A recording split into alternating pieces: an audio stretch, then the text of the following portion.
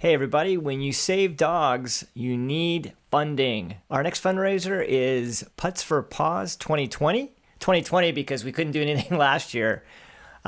So please log on to puttsforpaws2020.com to get all the details about how you can help us at this year's golf fundraiser. You can golf, you can volunteer, you can donate. We need you. I don't care if you're Tiger Woods. I don't care if you've never played golf or know what a golf club is. You can still play. It's fun for everyone. It's a shotgun start. Doesn't matter what level you are. Lots of fun. We need you. We need sponsors. We need players. Please, puttsforpaws2020.com. Thank you.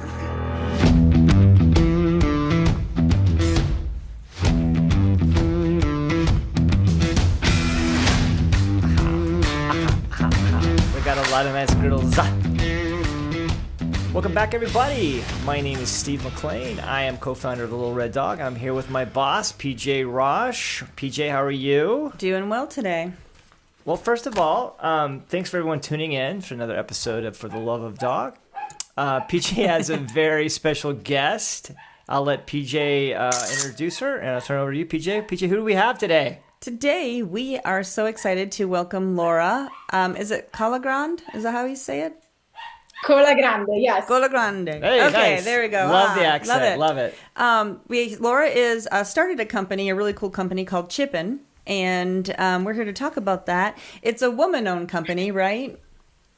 Correct. Yes. Correct. It's a women-owned company. It's me and my co-founder, Haley. Awesome. Well, too bad we couldn't have done this during Women's History Month, but here we are at the cusp of that, and we've got some other cool things that we can talk about this month. But tell us a little bit about Chippin'. I know you guys have been featured in The Guardian, Fast Company, Ford, BBC, so many things. So obviously you're doing something right. So tell us about your company.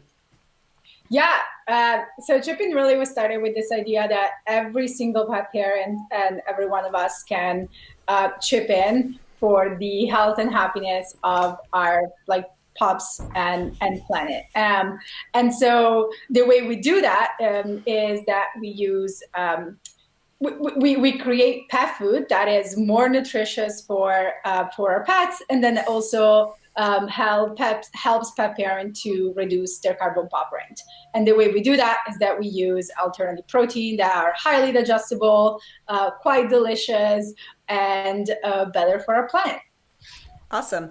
So I read that I have to say, I read that it was human grade crickets as one of the proteins. Is that right?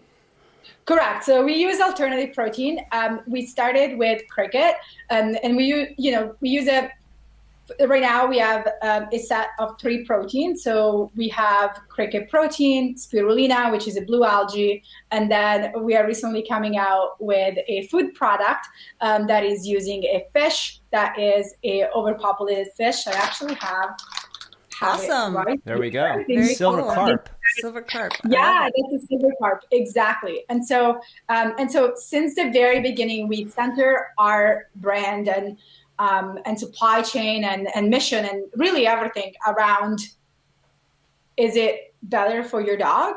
Meaning that is it more digestible and tastier? And is it better for our planet? And so cricket is quite a fantastic protein, but not the only protein that we use. Awesome. Well, that sounds good. It looks like there's, you're using superfood and antioxidants. And, I was looking at around your website, which is Chippinpet, chippinpet.com. And it was really cool because, we run our dog rescues, and a lot of times we're really having to stop using anything with feathers in it for our dogs, like the chicken, the duck, or any poultry, any turkey, yeah. Because a lot of our dogs have allergies. And so, yeah. I noticed that you said that on your website, and that's why you were looking for alternative proteins, I'm guessing. Yeah, absolutely. And so, I would say it's very common for pets to have a chicken or beef allergy. The feather notion, it's a really good way to visualize it.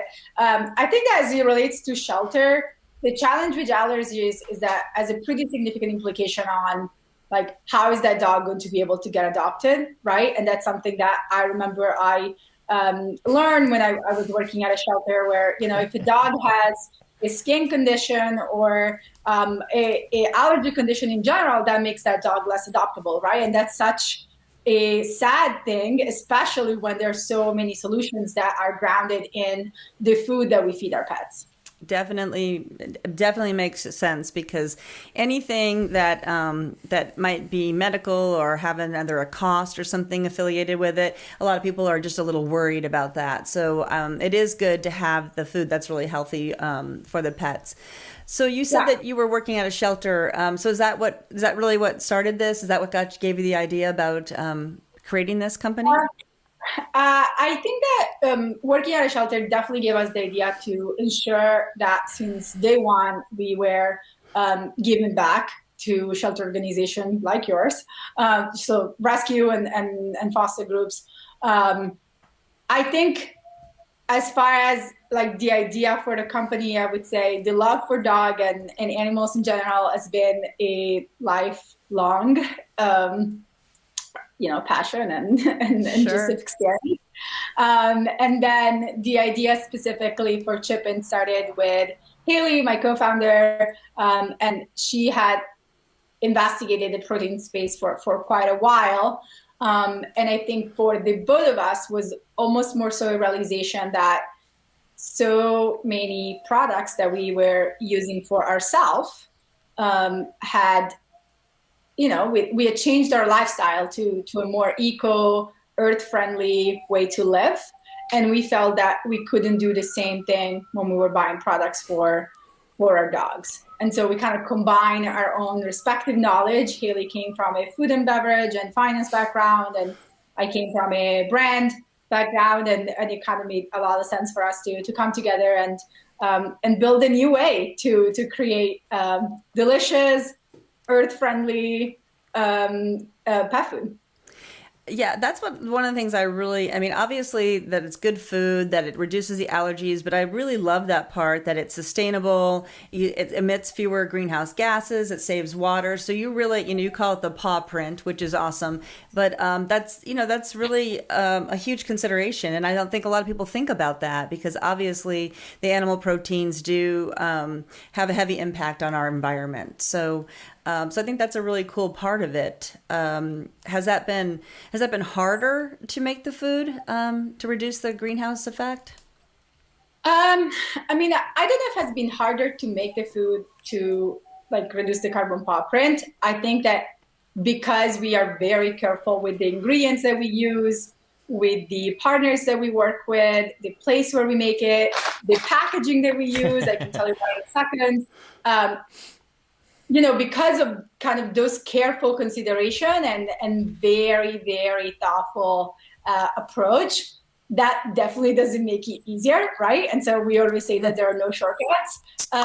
But I don't necessarily know if it's because of, I don't think it's because of just, we are reducing the carbon emission that it's harder. I think it's because if you are very intentional and very serious about your business, it's going to be a little bit harder than if you were taking shortcuts. Sure, I get that. I think the thing that's cool, and I think what's really good about your company is that it really does. There's a lot of people who really do believe in reducing their footprint and trying to feed their dogs better. I mean, we all want to do that, right? We want to keep our dogs healthy. So I think that's the cool thing, that you've really very thoughtfully done that, with everything you just mentioned. I think that's really a cool factor of it. So how long have you been around? When did you start your company?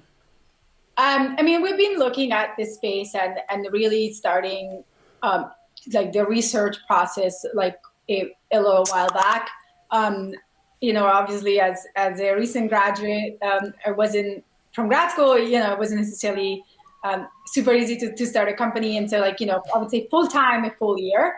But I love what you just to comment. I love what you just said about, people actively trying to reduce their carbon footprint or their lifestyle in general, right? To like kind of slightly change their lifestyle in general to be a little bit more conscious of like our planet, our communities, what we put in our bodies.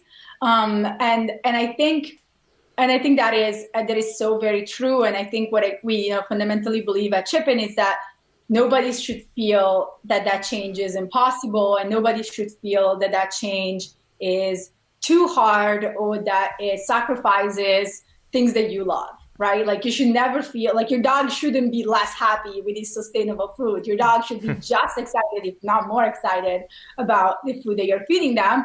And so that's kind of really what I find so exciting about what we're building at Chipin is that, this kind of planet-friendly solutions don't have to come at the cost of conveniency, don't have to come at the cost of accessibility, don't have to come at the cost of like happiness and taste.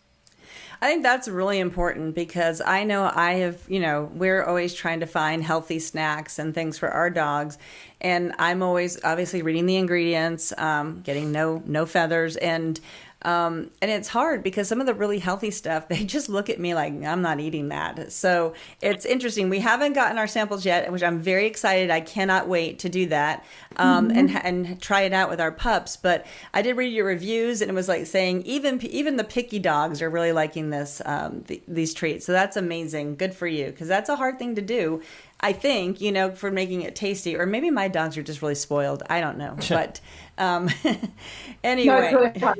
It's really hard to make it tasty. Yeah. So I have to ask, because you said that it was delicious. Have you eaten the cricket treats? Have you tried them yourself? Yeah, I've tried it many times. I think a lot of people in our team have. I mean, we have a small team, but I would say that everybody that has interacted with Chipin in some form or ways have. I think my favorite part about this isn't that I have tried it, because, I'm one of the founders. I probably should try the pet food, right? Right. Sure. But I think what I found really funny or exciting and interesting is when customers are enticed to try Sure. it. We've had plenty of customers that said hey, it smelled so good, and I was so curious to try it myself, and so I did, and I wish I could eat it, which they can. We're definitely gonna have Steve try it when we get our samples. Show, yeah. Well, Gary tries everything. Do you have any questions? Well, my question is, you said your partner came from I think you said the food and beverage. food. So did you guys need help on the recipe for the food that you're giving the dogs, as far as from vets, or how did you guys handle putting the food together? Mm-hmm. Yeah, so I was saying that Haley had worked at a few different food companies before, and so I think she had a really strong idea on, I would say the kind of operation and supply chain aspect of our business, and then a lifelong love for food. And the food science, which enabled us to work on the recipe kind of in-house. I think that, as soon as the moment that we started making it not just for our dogs, but for not just for our own dogs, but for other people, and not just friends of friends, but people that we didn't know, I think that is an immediate sense of responsibility. Sure. That comes in, and you want to ensure that you're producing the highest quality product that Sure. Can really help, can support and can help dogs in many ways. And so we started working with veterinarians and animal nutritionists since the very beginning to ensure that that our own research and our own findings and the work that we were doing with some of the other experts that were involved also kind of was approved and confirmed and validated by vets and nutritionists, really. Veterinary nutritionists is really who we work with to ensure that was something that can really help our pets. That's awesome. One of the things I really liked in your site, and again, if anybody wants to go, it's chipinpet.com, is the dog poop chart, because I can tell you that I have so many conversations about poop. I never thought that when I started the dog rescue, that would be the primary number one conversation I had. And photos of poop. Steve and I talk about our own dog's poop. We get photos of poop from fosters. So I liked, so kind of talk about the gut micro and your poop chart, because I think a lot of people are going to be interested. No, absolutely. I think that, even before I go into the science, I think the most important thing to think about it is that the reason why, like, speaking about poop in the context of gut health matters is because it's not, our pets can't talk to us, Sure, right? Like sure.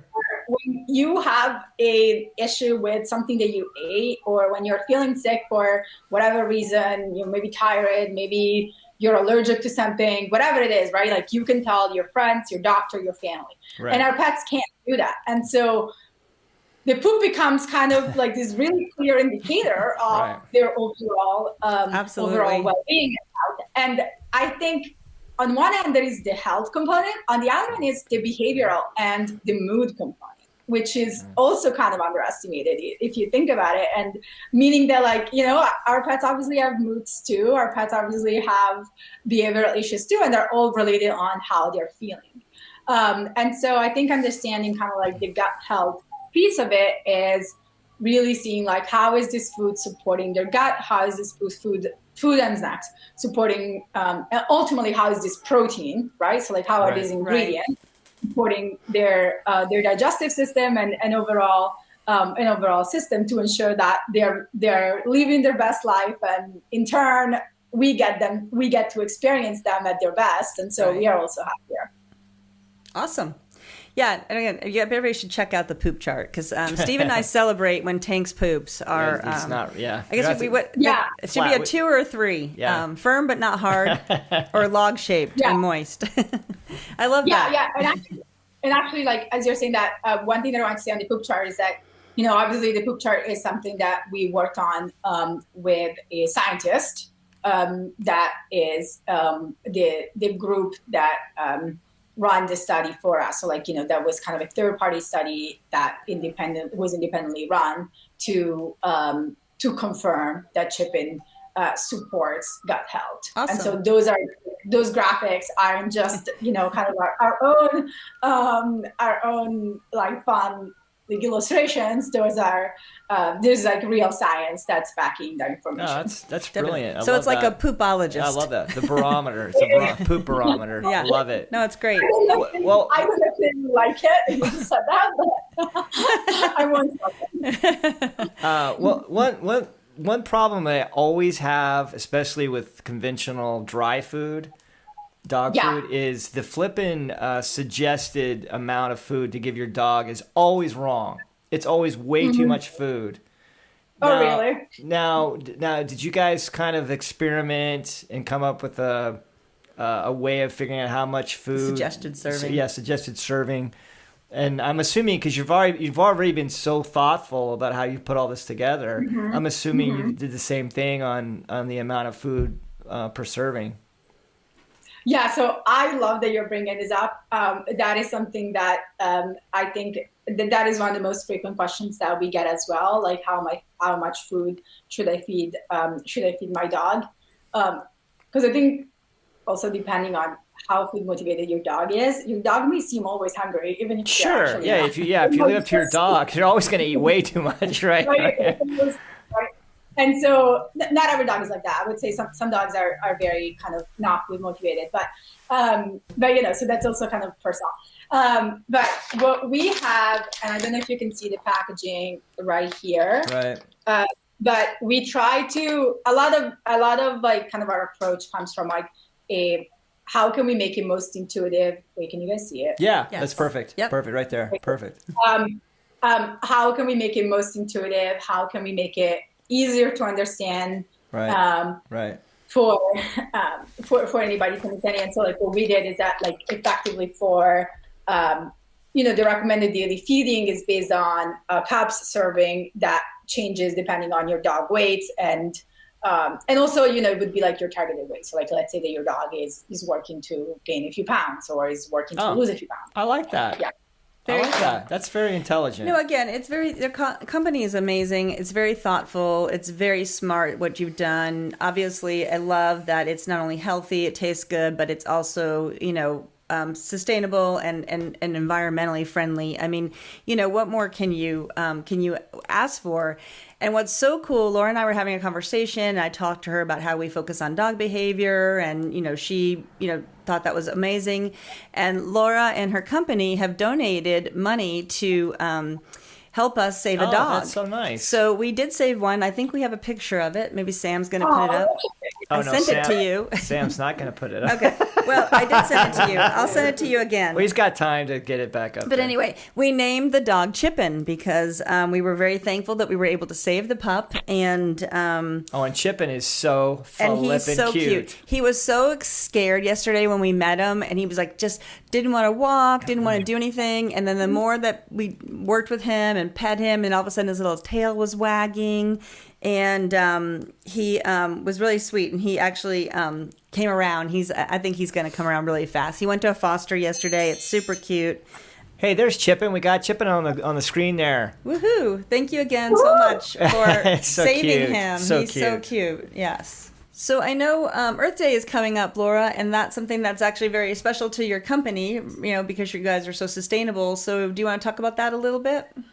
That's right. Absolutely. Yes. So we always say that it's really Earth Day every day, right? Because we're kind of chipping in. We're chipping now, but we're chipping in every single day. But obviously, a lot of excitement around this specific day in which everybody is kind of thinking about the Earth. So this month, super excited. We are working with quite a few shelters and also climate justice organizations, and we are going to be donating a pretty significant amount to support these organizations. And so thrilled to be here with you guys, thrilled to be able to support the Little Red Dog, honored. I would say honored that you're being too sweet. You're being too sweet. Yeah, no, great. And also one thing for everybody in our the Little Red Dog community is that we are also opening up a promo code for all of your pet parents. And so the promo code is L as in Laura. Well, the Little Red Dog. Yes. I love it. Or Laura.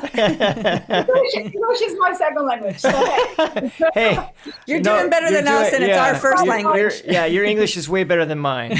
No. The Little Red Dog 15. So TLRD. Yes, TLRD 15. Thank you. TLRD 15.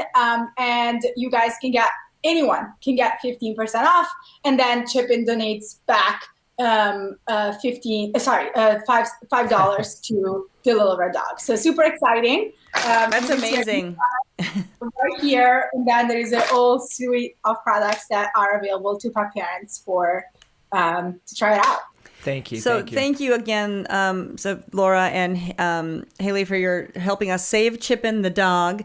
Thank you for starting a great company. Again, it's women-owned. It's very thoughtfully done, produced, everything from their packaging to the ingredients to their poop scale. You got to check out the poop scale online, chippenpet.com. And again, thank you for doing the promo code TLRD. I almost said .com.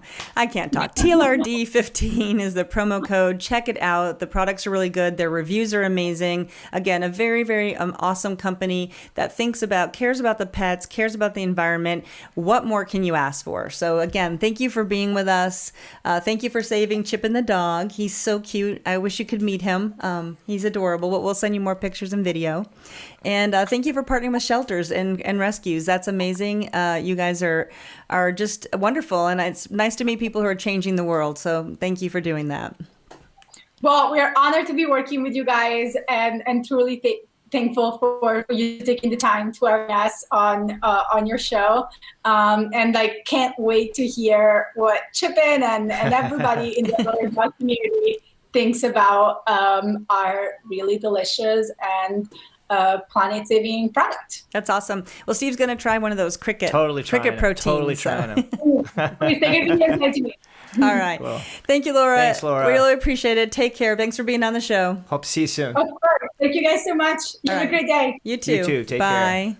care. That's awesome. Well, anyone that's in the United States that's worried about the younger generation needs not to worry. They do not need to worry. They got it going on. Yes. Thank you, everybody. Please subscribe to For the Love of Dog. This is Steve and PJ, the Little Red Dog. Please join our site as well, thelittlereddog.org. You can adopt, you can volunteer, you can foster. Or donate. Or donate. Or go buy some chippin'. We're on a mission from dog.